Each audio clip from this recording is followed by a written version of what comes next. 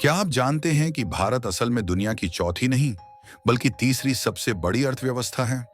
सुनने में ये काफी हैरानी सा लगता है, क्योंकि हाल ही में हम सब भारत को चौथी अर्थव्यवस्था समझ रहे थे, क्योंकि अब तक आपको यही बताया गया है कि भारत सिर्फ चौथे पायदान पर है और उसकी जीडीपी महज 4.1 ट्रिलियन डॉलर है। लेकिन सच्चाई इससे कहीं ज्यादा दिलचस्प और चौंकाने वाली है। दरअसल हाल ही में नीति आयोग ने एक ऐसा खुलासा किया है जिसने इस धारणा को पूरी तरह से हिलाकर रख दिया। असल में भारत की अर्थव्यवस्था को जानबूझकर कमतर करके दिखाया जाता है। जब हम जीडीपी को परचेसिंग पावर पैरिटी यानी पीपीपी के हिसाब से मापते हैं, तो भारत की आर्थिक ताकत लगभग 15 ट्रिलियन डॉलर तक पहुंचती है, जो अमेरिका की अर्थव्यवस्था का आधे से भी अधिक है। यानी चीन पहले नंबर पर, अमेरिका दूसरे पर और हमारा भारत तीसरे स्थान पर आता है। अब सवाल ये उठता है कि अगर भारत इतनी बड़ी अर्थव्यवस्था है, तो फिर इसे अंतर्राष्ट्रीय मंच पर पीछे क्यों दिखाया जाता है? क्या इसके पीछे कोई राजनीति है, कोई रणनीति है या फिर कुछ और? चलिए इस रहस्य से पर्दा उठाते हैं और समझते हैं कि भारत की असली आर्थिक ताकत क्या है और दुनिया इसे क्यों छुपाना चाहती है। लेकिन भारत को तीसरी बड़ी अर्थव्यवस्था बनने की खुशी में इस वीडियो को लाइक करके कमेंट में जय हिंद जरूर लिखें। दरअसल दुनिया को देखने के हर फ्रेम का अपना एक एंगल होता है, और बात जब किसी देश की अर्थव्यवस्था की हो तो नजरिया ही तय करता है कि असल तस्वीर क्या है। और यहाँ पर भारत की इकोनॉमी को लेकर भी कुछ ऐसा ही खेल चलता आ रहा है, जहाँ एक नजरिया ऐसा है जिसमें भारत महज चौथे नंबर की अर्थव्यवस्था नजर आता है। लेकिन जैसे ही आप नजरिया बदलते हैं, पूरी सच्चाई सामने आ जाती है, जिसके तहत भारत असल में दुनिया की तीसरी सबसे बड़ी अर्थव्यवस्था है। चौंकाने वाली बात यह है कि जिस फ्रेम में भारत की असली ताकत झलकती है, उसे जानबूझकर नजरअंदाज किया जाता है, और इसमें उन बड़े देशों की भूमिका होती है जो खुद को टॉप पायदान पर बनाए रखना चाहते हैं। मगर अब वक्त बदल रहा है, सोच बदल रही है, और भारत का नीति आयोग इस नए नजरिए को सामने लाने के मिशन पर जुट चुका है। अब सवाल यह है कि आखिर वो कौन सा नजरिया है जो भारत की हकीकत को दुनिया के सामने उजागर कर सकता है, और क्यों इतने सालों तक इसे छिपा कर रखा गया। दरअसल अगर आप गूगल पर सर्च करेंगे तो भारत की इकोनॉमी आपको चौथे नंबर पर दिखेगी, और यहीं से शुरू होती है वो कहानी जो कागज और हकीकत के फर्क को सामने लाती है। ये कहानी है दो अलग अलग नजरियों की, जिसमें नॉमिनल और पीपीपी यानी परचेसिंग पावर पैरिटी जीडीपी शामिल है। जीडीपी यानी ग्रॉस डोमेस्टिक प्रोडक्ट, एक देश में साल भर में बनने वाली वस्तुएं और सेवाओं का कुल मूल्य, जिसे मापने के दो तरीके होते हैं। पहला तरीका है नॉमिनल जीडीपी, जिसमें आंकड़े डॉलर के हिसाब से लगाए जाते हैं, जैसे किसी चीज पर प्राइस टैग चिपका देना। लेकिन दूसरा तरीका जो कहीं ज्यादा जमीनी और असल तस्वीर दिखाता है, वो है पीपीपी जीडीपी, जिसमें देखा जाता है कि उस देश की करेंसी में असल में कितनी ताकत है, यानी वहां का पैसा कितनी चीजें खरीद सकता है। और जब भारत को इस नजरिए से देखा जाता है, तो वो चौथे नहीं बल्कि दुनिया की तीसरी सबसे बड़ी अर्थव्यवस्था बनकर उभरता है।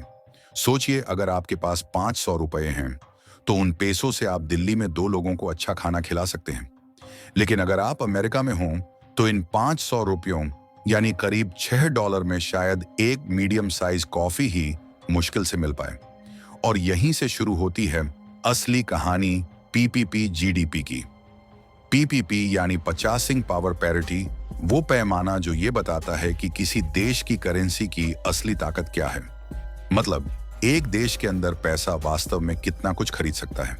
और यहीं पर भारत का कमाल नजर आता है, क्योंकि जब इकोनॉमी को इस नजरिए से देखा जाता है, तो भारत नॉमिनल जीडीपी में भले ही चौथे पायदान पर हो, लेकिन पीपीपी के हिसाब से भारत दुनिया की तीसरी सबसे बड़ी अर्थव्यवस्था बन जाता है। वही बात करें नॉमिनल जीडीपी यानी डॉलर के मुकाबले सीधे सीधे इकोनॉमी की वैल्यू की, तो इसमें सबसे ऊपर आता है अमेरिका, जिसकी इकोनॉमी का साइज करीब 30.5 ट्रिलियन डॉलर है। इसके बाद दूसरे नंबर पर है चीन, जिसकी जीडीपी 19 ट्रिलियन डॉलर से भी ज्यादा है। जबकि तीसरे नंबर पर आता है जर्मनी, जिसकी इकोनॉमी करीब 4.7 ट्रिलियन डॉलर है। और फिर आता है भारत, जिसकी नॉमिनल जीडीपी इस समय लगभग 4.18 ट्रिलियन डॉलर है, जिसके आधार पर भारत को चौथे नंबर की अर्थव्यवस्था कहा जाता है। लेकिन कहानी यहीं खत्म नहीं होती, बल्कि असली ट्विस्ट तो पीपीपी में है, जिसे अक्सर नजरअंदाज कर दिया जाता है। दरअसल जब दुनिया की अर्थव्यवस्थाओं को इस पैमाने पर देखा जाता है तो तस्वीर पूरी तरह बदल जाती है। इस पैमाने के तहत चीन की इकोनॉमी पहुंच जाती है 449 ट्रिलियन डॉलर पर, अमेरिका की 30 ट्रिलियन डॉलर के आसपास। और बात करें भारत की, तो भारत की इकोनॉमी का साइज पीपीपी के हिसाब से 17 ट्रिलियन डॉलर से भी ऊपर है। जी हां, ये कोई अंदाजा नहीं, बल्कि खुद भारत के नीति आयोग ने इस बात की पुष्टि की है कि पीपीपी के नजरिए से भारत की अर्थव्यवस्था 15 ट्रिलियन डॉलर से ज्यादा है, जो सीधे सीधे अमेरिका की आधी से भी बड़ी है। और मजेदार बात यह है कि वही जापान और जर्मनी, जो आमतौर पर भारत के आगे आगे नजर आते हैं, इस फ्रेम में पीछे रह जाते हैं। यानी अगर आप जीडीपी को जमीन की हकीकत से जोड़कर देखें, जहां चीजों की कीमतें, लोगों की क्रय शक्ति और असल जिंदगी का खर्च मायने रखता है, तो भारत अमेरिका और चीन के बाद दुनिया की तीसरी सबसे बड़ी आर्थिक ताकत बनकर उभरता है।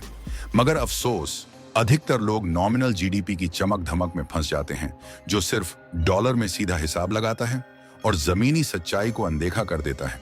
अब आप खुद सोचिए, जब आप भारत में बाजार जाते हैं, किराना खरीदते हैं, टैक्सी लेते हैं या कोई सेवा लेते हैं, क्या आपको लगता है कि पैसा उतना ही खर्च हो रहा है जितना किसी विकसित देश में होता ही? बिल्कुल नहीं, क्योंकि भारत में चीजें सस्ती हैं और पैसा ज्यादा चलता है। और यही ताकत है पीपीपी की। दरअसल भारत की अर्थव्यवस्था सिर्फ आंकड़ों की कहानी नहीं है, बल्कि ये एक 140 करोड़ सपनों की उड़ान है, क्योंकि इस देश की सबसे बड़ी ताकत है इसके लोग, खासकर इसकी युवा पीढ़ी। जहां भारत की 65% से ज्यादा आबादी 35 साल से कम उम्र की है, इतनी युवा ताकत न तो अमेरिका के पास है न यूरोप के पास। और आज भारत ने डिजिटल पेमेंट की दुनिया में क्रांति कर दी, और इसका सबसे बड़ा उदाहरण है यूपीआई। आज हर महीने 1200 करोड़ से भी ज्यादा ट्रांजैक्शन सिर्फ यूपीआई के जरिए हो रहे हैं, जबकि अफ्रीका, मिडिल एशिया और यहां तक कि यूरोप के कई देश भी भारत से यूपीआई टेक्नोलॉजी लेने की तैयारी में हैं। और बात सिर्फ पेमेंट तक ही नहीं रुकी, बल्कि सर्विस सेक्टर में भी भारत का जलवा है। क्योंकि आईटी हो, हेल्थ केयर हो या टेलीकॉम, भारत आज दुनिया की रीढ़ बन चुका है। जहां इन्फोसिस, टीसीएस, विप्रो जैसी भारतीय कंपनियां आज अमेरिका की बड़ी बड़ी कंपनियों को टेक्नोलॉजी सप्लाई कर रही हैं। इसके बाद आता है मैन्युफैक्चरिंग का खेल, जहां मेक इन इंडिया की बदौलत अब भारत सिर्फ मोबाइल ही नहीं, बल्कि सेमीकंडक्टर, इलेक्ट्रिक गाड़ियां और यहां तक कि फाइटर जेट्स भी बना रहा है।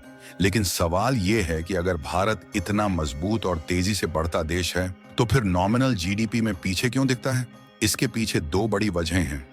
पहली तो यह है कि हमारे रुपए की वैल्यू डॉलर से कम है। जहां $1 करीब 85 रुपए के बराबर है, तो जब हम अपनी जीडीपी को डॉलर में कन्वर्ट करते हैं तो उसका साइज छोटा दिखता है। दूसरी वजह यह है कि भारत में चीजें काफी सस्ती हैं। जैसे अमेरिका में 1 किलो चावल $2 यानी करीब 170 रुपए का मिलता है, वहीं भारत में वही चावल 40 से 50 रुपए में मिल जाता है। इसलिए जब खर्च कम है तो जीडीपी का आंकड़ा भी डॉलर में छोटा दिखता है। लेकिन असलियत यह है कि हमारे पैसों की खरीदने की ताकत यानी परचेसिंग पावर बहुत ज्यादा है। पर दिक्कत यह है कि दुनिया की नजर नॉमिनल जीडीपी पर ही रहती है। इसीलिए भारत अब यह कोशिश कर रहा है कि नॉमिनल जीडीपी को भी तेजी से बढ़ाया जाए, ताकि दुनिया की बड़ी कंपनियां और विदेशी निवेशक भारत की ओर और ज्यादा आकर्षित हों और हमारी अर्थव्यवस्था को और मजबूती मिले। लेकिन आज जब पूरी दुनिया भारत की तरक्की को गौर से देख रही है, तो बड़ी बड़ी ग्लोबल इकोनॉमिक एजेंसियां एक नई भविष्यवाणी कर रही हैं कि जब भारत को आजादी के 100 साल पूरे होंगे, यानी साल 2048 आएगा, तब भारत दुनिया की दूसरी सबसे बड़ी अर्थव्यवस्था बन चुका होगा। और हैरानी की बात यह है कि उस वक्त अमेरिका नहीं, बल्कि चीन पहले नंबर पर होगा और भारत उसके बिल्कुल पीछे। अब सोचिए, जो देश कभी विकासशील कहलाता था, वो अब सुपर पावर बनने की रेस में सबसे आगे निकल चुका है। तो अगर आप भी मानते हैं कि भारत आज ही दुनिया की तीसरी सबसे बड़ी इकोनॉमी बन चुका है, तो कमेंट बॉक्स में प्राउड ऑफ इंडियन इकोनॉमी जरूर लिखिए। बाकी अगर आपको वीडियो इन्फॉर्मेटिव लगी है तो इसे लाइक करके अपने दोस्तों के साथ भी शेयर करें, और इसी तरह और भी इन्फॉर्मेटिव वीडियो पाने के लिए चैनल को सब्सक्राइब अवश्य करें। जय हिंद, जय भारत।